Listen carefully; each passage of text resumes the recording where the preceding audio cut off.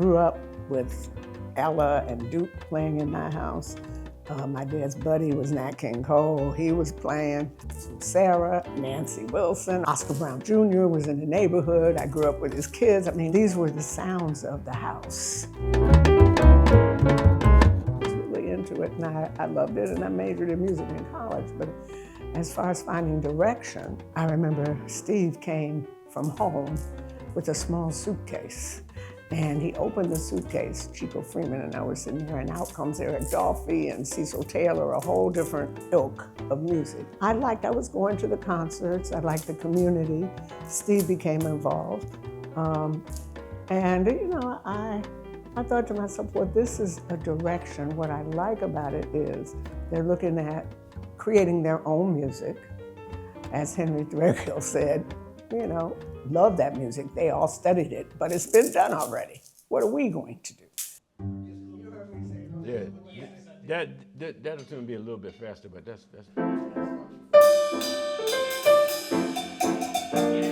I came out in 1967 to go to school.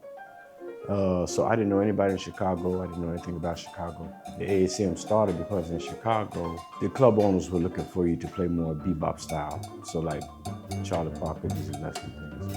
And the guys wanted to do a little bit more than that. So they started a collective, and I'm walking around on campus and I noticed a poster, and it's Fred Anderson, there's a trumpet player, Billy Blinfield, I didn't know any guys. And I'm looking and I'm like, well, they got a saxophone, they got a trumpet, they got bass and drums, but there's no piano.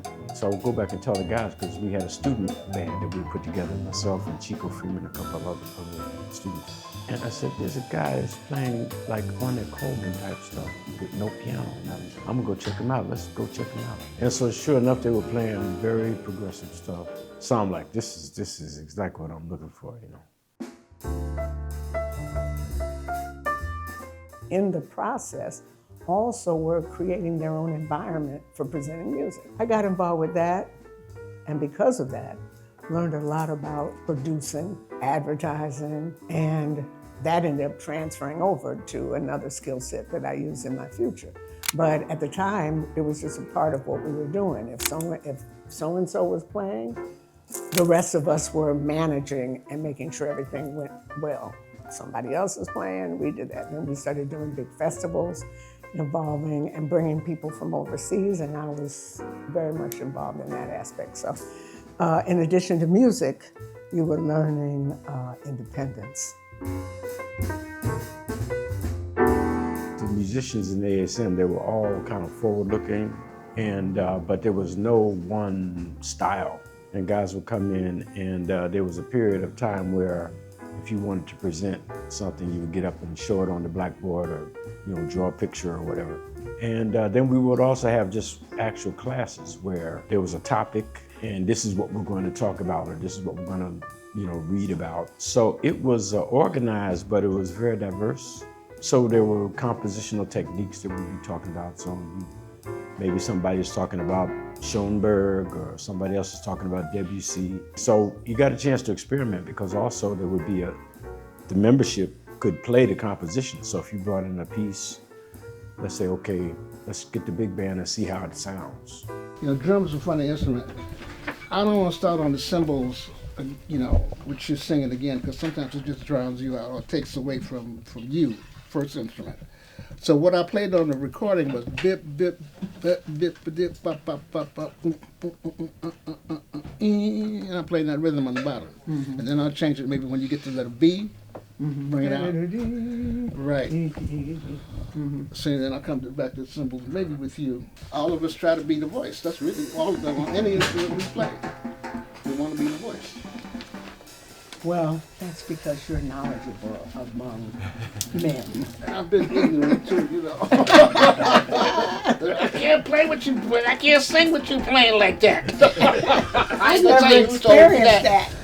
Well, me. I ain't gonna tell you I was who said that to me.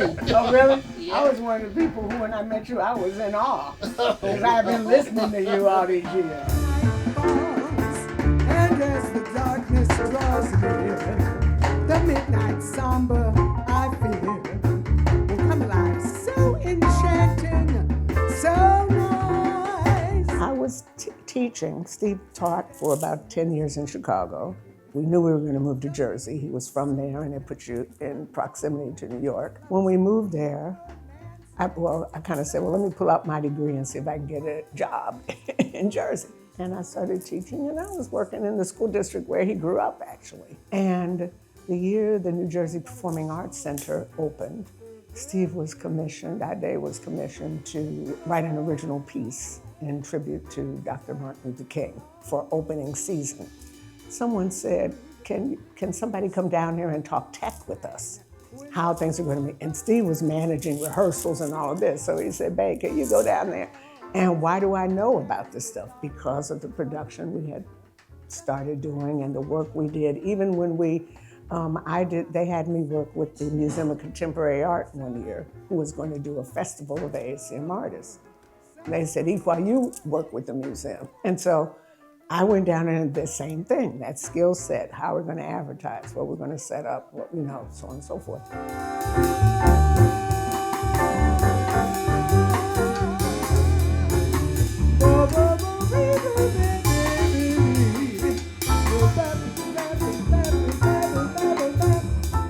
So the superintendent in the district where I was teaching, he says, is that your husband?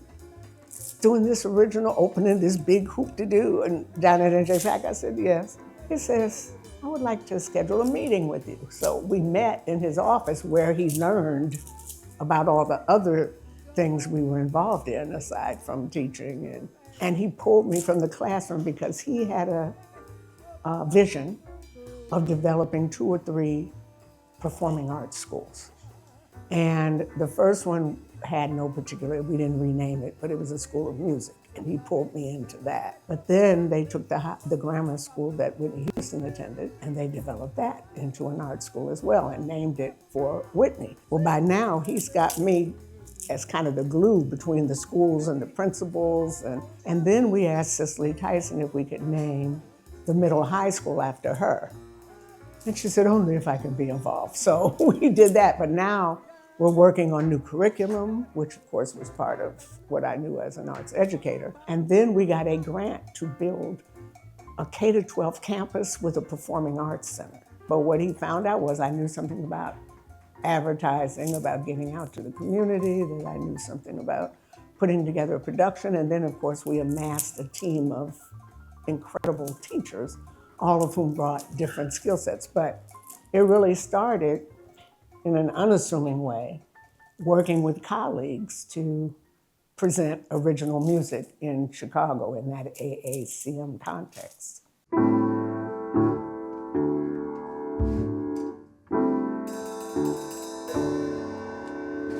And we've always had a protest or something because we're 60s kids. And was a time where people were active. I had been active in high school. He was involved on his college campus, taking over the bursar's office. I mean, we were just those people, and our music reflected that. So usually there's something in the mix that is of that protest nature. But we were looking at what we were going to do coming up for the album, and I had just written Atrocities, and it's talking about the atrocities that we're looking at almost every day. So I said to him, listen to this piece I've been working on. Now, he is the person who does massive scores, who knows how to run finale and all that. So I count myself blessed. I say, these are my ideas. I want it to sound like this. I'll play something on the piano or whatever. And so he can actually score it for me based on a vision.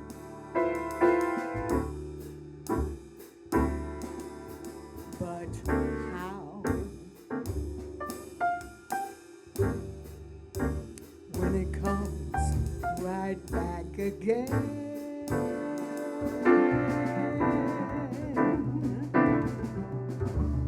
Thoughts and prayers don't change the game. Can you list each murdered name? Yeah, there's certain types of things. It's funny because music, it can be nonverbal, but there's still messages, and you can kind of pick up subliminal, or sometimes I guess for the musicians it seems like they're obvious, but based on the title or something. But sometimes it can be taken several different ways, the interpretation.